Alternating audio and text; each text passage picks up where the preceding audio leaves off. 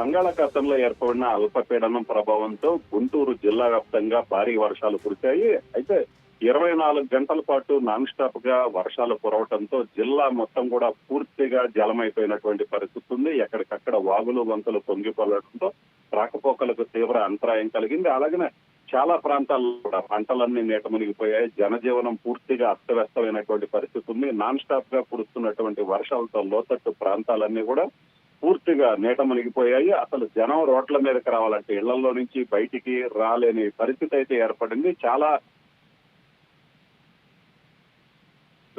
Record స్థాయిలో వర్షాలు కురవడంతో గుంటూరు జిల్లా వ్యాప్తంగా కూడా పూర్తిగా జనజీవనం మొత్తం కూడా స్తంభించిపోయినటువంటి పరిస్థితి ఉంది. పల్నాడు జిల్లా, అలాగనే గుంటూరు జిల్లా, బాపట్ల జిల్లా ఎక్కడ చూసుకున్నా కూడా భారీ స్థాయిలో వర్షాలు ఒకేసారిగా వర్షం నాన్ స్టాప్ గా కురవడంతో డ్రైన్లన్నీ నగరాల్లో చూసుకున్నట్లయితే గుంటూరు నగరం మొత్తం నీట మునిగిపోయింది. అసలు డ్రైన్లన్నీ పొంగి రోడ్లు కూడా పూర్తిగా చెరువులుగా మారినటువంటి పరిస్థితి ఉంది. రోడ్ల మీద 2 నుంచి 4 అడుగుల మేర నీరు ప్రవహించడంతో ఎక్కడికక్కడ ట్రాఫిక్ కూడా ఆగిపోయింది. వర్షం నాన్ స్టాప్ గా కురవటంతో అసలు రోడ్ల మీదకి జనాలు రావటానికి కూడా రాలేని పరిస్థితి. వాళ్ళ అత్యవసర పనులకు కూడా రోడ్ల మీద ఇంట్లో నుంచి రోడ్డు మీదకి రావాలంటే కూడా కనీసం 2 వీలర్ మీద కూడా రానటువంటి పరిస్థితి. ఎందుకంటే రోడ్ల మీద 2 నుంచి 4 అడుగుల మేర డ్రైన్లు ఓవర్ఫ్లో అయ్యాయి. ఆ డ్రైన్ల కెపాసిటీ కంటే వర్షం భారీ స్థాయిలో కురవటంతో పూర్తిగా అసలు నగరం మొత్తం గుంటూరు నగరంలో మొదటిసారిగా పూర్తిగా అసలు ఎక్కడికక్కడ ట్రాఫిక్ స్తంభించిపోయి జనం రోడ్ల మీదకి రాలేనటువంటి పరిస్థితి మొట్టమొదటిసారిగా ఏర్పడింది. నేరుగా అసలు డైరెక్ట్ గా గుంటూరు మున్సిపల్ కార్పొరేషన్ లో కూడా నీళ్లు వచ్చాయి. కార్పొరేషన్ ఎదురుగా జనం రోడ్ల మీద అయితే మాత్రం పడవల్లో తిరగాల్సినటువంటి పరిస్థితి ఏర్పడింది.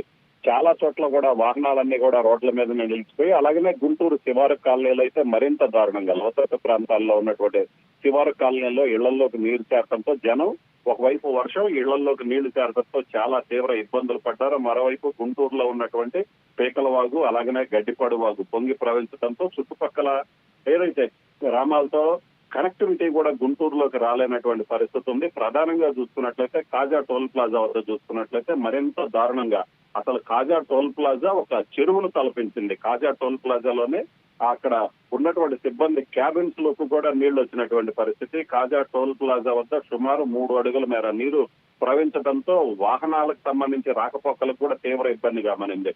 ఇది Chennai Kolkata national highway. So ఈ హైవే మీద కూడా 3 అడుగుల మేర నీరు రావడంతో వాహనదారులు తీవ్ర ఇబ్బందులు పడ్డారు. కాజా టోల్ ప్లాజా పక్కనే ఉన్నటువంటి చెరువు వర్షాలకు భారీ స్థాయిలో నీరు వచ్చి చేరింది. చెరువు ఓవర్ఫ్లో అవడంతో ఆ నీరు మొత్తం కూడా టోల్ ప్లాజా మీదుగా వెళ్ళిపోయినటువంటి పరిస్థితి. సో కాజా టోల్ ప్లాజా వద్ద అయితే మాత్రం అసలు ఇది టోల్ ప్లాజానా లేకపోతే ఇక్కడ ఒక పెద్ద చెరువు ఉందా అన్న స్థాయిలో అసలు అక్కడ పూర్తి స్థాయిలో టోల్ ప్లాజా క్యాబిన్ లోకి నీళ్లు రావడంతో జనం అయితే ఆ వాహనదారులు తీవ్ర ఇబ్బందులు పడ్డటువంటి పరిస్థితి ఉంది. సుమారు 10 గంటల పాటు కాజా టోల్ ప్లాజా వద్ద ఇదే పరిస్థితి. రాత్రి కొద్దిగా వర్షం తెరపీయడంతో ఇప్పుడు కొంచెం ఆ వర్షపు నీరు నెమ్మదిగా వెళ్లిపోవడంతో కొంచెం పరిస్థితి అయితే మాత్రం మెరుగుపడింది. అలాగనే గుంటూరు జిల్లాలో చూసుకుంటే ఈ వర్షాల ప్రభావంతో మొత్తం 4 చనిపోయారు. మంగళగిరిలోని గండాలేపేటలో ఆ కొండ చర్యలు విరిగిపడి ఒక వృద్ధురాలు చనిపోయింది. అలాగనే నంబూరు వద్ద వివా స్కూల్ ఉంది. ఈ స్కూల్ కు సెలవు ఇవ్వడంతో అక్కడ 2 విద్యార్థులను టీచర్ కారులో తీసుకుని వెళ్తున్న సమయంలో ఉప్పలపాడు వద్ద వాగు పొంగింది. అయితే వాగు పొంగినప్పటికీ కొద్దిగా ప్రవాహం అంత ఫోర్స్ గా లేదనుకొని ఆ కారు పోనిస్తున్న సమయంలో నీటి ప్రవాహ ఉధృతికి కారు కొట్టుకొని పోయింది. ఈ ఘటనలో టీచర్ తో పాటు 2 పిల్లలు కూడా చనిపోవడం జరిగింది. మొత్తం మీద అయితే మాత్రం వర్షాలు తీవ్రంగా జనజీవనాన్ని అయితే మాత్రం చాలా తీవ్ర స్థాయిలో ఇబ్బందులు పెట్టి, అలాగే రైతులకు సంబంధించి చూసుకున్నట్లు పల్నాడు ప్రాంతంలో భారీగా పత్తి సాగు చేశారు.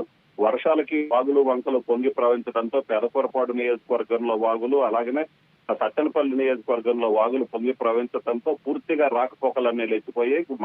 నాచర్ల నియోజకవర్గం రణిసింతల మండలం గోలిలో ఆ గోలివాగు పొంగి ప్రవహించడంతో పూర్తిగా రాకపోకలన్నీ లేచిపోయాయి. చాలా చోట్ల ఈ నీటి ప్రవాహంలో వెహికల్స్ చిక్కుకొని పోయాయి. అలాగనే అచ్చంపేట దగ్గర గోలివాగు దగ్గర 2 ఆర్టీసీ బస్సులు నీటి ప్రవాహంలో చిక్కుకొని పోతే అక్కడ స్థానికులు ఆ ట్రాక్టర్ల సహాయంతో బస్సులను బయటికి తీయాల్సినటువంటి పరిస్థితి ఏర్పడింది. పూర్తిగా రాకపోకలన్నీ కూడా నిలిచిపోయి అక్కడికక్కడ ఆ పంట పొలాలు అయితే మాత్రం తీవ్రంగా దెబ్బతిన్నటువంటి పరిస్థితి ఉంది. ఎందుకంటే వరి నాట్లు వేశారు. సాగర్ నుంచి భారీ స్థాయిలో నీరు రావడంతో పంట కాలువలకు నీళ్లు వచ్చాయి. వరి నాట్లు వేశారు. సో ఇప్పుడు పంట పొలాలు మొత్తం కూడా పూర్తిగా చెరువులుగా మారినటువంటి పరిస్థితి ఉంది. అలాగనే ప్రధానంగా పల్నాడు ప్రాంతంలో పత్తి పొలాలన్నీ కూడా నీట మునిగాయి. వర్షాలు మరో 2 రోజుల పాటు కురుస్తాయని అధికారులు చెప్పారు. ఇంకా 2 రోజుల పాటు అందరూ అలర్ట్ గా ఉండాలని చెప్పారు. ఈ నేపథ్యంలోనే అన్నదాతలు కూడా ఆందోళన వ్యక్తం చేస్తున్నారు. ఎందుకంటే ఇప్పటికే వాగులు పొంగి ప్రవహించి ఆ పొలాల్లోకి నీళ్లు రావడంతో మరో 2 రోజుల పాటు వర్షాలు కురిస్తే పూర్తిగా తమ పంట మొత్తం దెబ్బతింటుంది. ఏదైతే పత్తి మొక్కలు ఉరకలెత్తి ప్రమాదం ఉందని రైతులు భావిస్తున్నటువంటి పరిస్థితి ఉంది. మొత్తం మీద అయితే మాత్రం బంగాళాఖాతంలో ఏర్పడినటువంటి అల్పపీడనం అయితే మాత్రం గుంటూరు జిల్లాలో అస్తవ్యస్తమైనటువంటి పరిస్థితి అయితే నెలకొంది. విజయవాడలో కూడా ఇలాంటి పరిస్థితి ఉంది. విజయవాడలో కూడా మొట్టమొదటిసారిగా విజయవాడ మొత్తం కూడా నీట మునిగినటువంటి పరిస్థితి అయితే ఉంది. ఇదే సిచ్యువేషన్ విజయవాడలో కూడా ఉంది. సో మరింత సమాచారాన్ని మా విజయవాడ ప్రతినిధి రాజేష్ అందిస్తారు. భారీ వర్షాలు విజయవాడ నగరాన్ని ముంచేశాయని చెప్పాలి. ప్రస్తుతం విజయవాడలోని పండిట్ నెహ్రూ బస్టాండ్ వద్ద ఉన్నటువంటి ఒక రహదారి వద్ద నేను ఉన్నాను. ఎలాంటి సిచ్యువేషన్ ఇప్పుడు విజయవాడలో ఉందో మీకు కళ్ళకు కట్టినట్టు చూపించడానికే ఈ ప్రయత్నం అయితే చేస్తున్నాము. పూర్తిగా అంటే నేను ఇంకా లోపలికి వెళ్ళలేదు. లోపలికి వెళ్తే కనుక దాదాపు అక్కడ ఒకసారి మనం చూస్తే కనుక మునిగిపోయే స్థితిలో వర్షపు నీరైతే రోడ్లపై నిలిచింది. ఒకసారి చూస్తే కనుక ఇది పండిట్ నెహ్రూ బస్టాండ్ నుంచి విజయవాడ హైదరాబాద్కి వెళ్ళే ప్రధాన రహదారి. కనకదుర్గమ్మ గుడి పక్క నుంచి ఫ్లైఓవర్ మీదకి వెళ్ళే రహదారి. దీంట్లో అంటే వర్షం వచ్చినప్పుడు జనరల్గా ఇక్కడ వర్షం నీళ్ళు నిలుస్తాయి. కానీ ఈ స్థాయిలో వాటర్ అంటే ఒక చెరువును తలపించేలా ఒక కాలువను తలపించేలాగా ఎప్పుడు గతంలో ఇంత స్థాయిలో వర్షం నీరైతే నిలవలేదని చెప్పాలి. భారీగా కురుస్తున్న వర్షాల కారణంగా ఒకసారి మనం చూస్తే కనుక పూర్తిగా బస్సులు లారీలు ఎక్కడికక్కడ నీటిలో మునిగిపోయినటువంటి దృశ్యాలు మనం చూస్తే కనుక అక్కడ ఎక్స్ప్రెస్ పక్కకి ఒరిగిపోయి ఉంది. అదేవిధంగా దాని ముందు ఒక పల్లె వెలుగు బస్సు కూడా చూడొచ్చు మనం ఎట్లా మునిగిపోయింది. ఇటువైపున ఒక సూపర్ లగ్జరీ బస్సు, అక్కడ ఒక పెట్రోల్ ట్యాంకర్ కూడా మునిగిపోయిన పరిస్థితి. పూర్తిగా ఈ వాటర్ని అంచనా వేయకోకుండా లోపలికి వెళ్ళడంతో ఒక్కసారిగా వర్షం నీరు చేరడంతో వాహనాలన్నీ కూడా నిలిచిపోయినాయి. విజయవాడకి వెళ్ళే హైదరాబాద్కి వెళ్ళే ప్రధాన రహదారి విజయవాడ చరిత్రలో గతంలో ఎన్నడూ లేని విధంగా భారీ స్థాయిలో వర్షపాతం నమోదవుతున్న నేపథ్యంలో మొత్తం కూడా విజయవాడ లోతట్టు ప్రాంతాలన్నీ కూడా జలమయం అవుతున్న పరిస్థితి అయితే కనబడుతుంది. ఎక్కువ శాతం అంటే విజయవాడ నగరం అంటే అత్యంత సేఫ్టీ నగరంగా భావిస్తూ ఉంటారు. కానీ ఇప్పుడు అత్యంత సేఫ్టీగా నగరంగా పేరున్న విజయవాడలో కూడా చాలా ప్రాంతాల్లో మీరు చూస్తున్నటువంటి ఇలాంటి సిచ్యువేషన్సే చాలా ప్రాంతాల్లో ఉన్నాయి. వాహనాలు కూడా కదలలేని స్థితిలో చాలా రహదారులు ఉన్నాయంటే ఏ స్థాయిలో వర్షం విజయవాడ నగరాన్ని ముంచేస్తుందో మనం అర్థం చేసుకోవచ్చు.